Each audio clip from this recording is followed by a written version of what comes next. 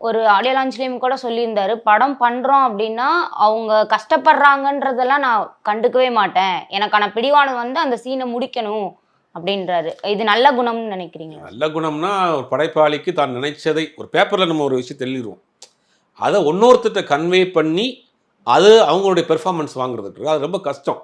நான் என்ன நினைக்கிறீங்கிறத நீங்கள் எப்படி புரிஞ்சுக்குவீங்க? டயலாக்காக சொல்லிடலாம், இந்த எமோஷனல் வேணும்னு நினைக்கலாம், நான் இந்த எமோஷனலாக வேணும்னு நான் ஒரு மைண்டில் ஃபிக்ஸ் பண்ணியிருப்பேன். பட் உங்கள்கிட்ட அது வரலன்னு என்ன பண்ணுவீங்க?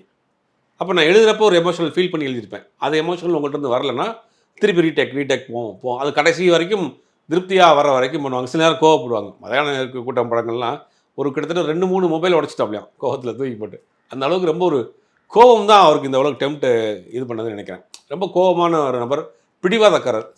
இதில் அதே மாதிரி ரொம்ப சுயமரியாதையோடு இருக்குன்னு நினைப்பாப்புல. யார்ட்டையும் போய் ஒரு வாய்ப்புக்காகவோ, நிறைய விக்ரம் தனுஷ் கூட ஒர்க் பண்ணியிருக்காரு, வெற்றிமாறன் கூட யார்ட்டையும் போய் சமரசம் பண்ணி இணைந்து மிங்கிலாகி போகாத ஒரு நபராக இருந்தாப்புல.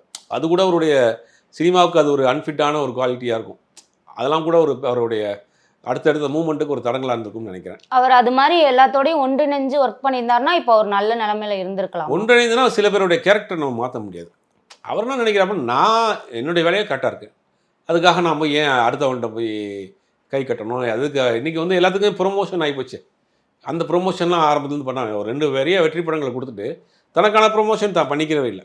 தன்னுடைய வெற்றிக்கு திறமைக்கு கிடைக்கிற போதும், அங்கீகாரம் போதும் அப்படிங்கிற நான் இதில் இருந்தாப்புல. அதுக்கு உள்ளே பார்க்குறவங்க, வெளியிருந்து பார்க்குறவங்களுக்கு விக்ரமா கோவக்காரன், ரொம்ப திமிராக இருப்பாங்கிற ஒரு முத்திரையை குத்திகிட்டே இருப்பாங்க இல்லையா? அது திரும்ப திரும்ப குத்திட்டாங்க. அது என்னென்னா நினச்சதை மனசில் நினைச்சதை அப்படி பேசிடுவாப்புல.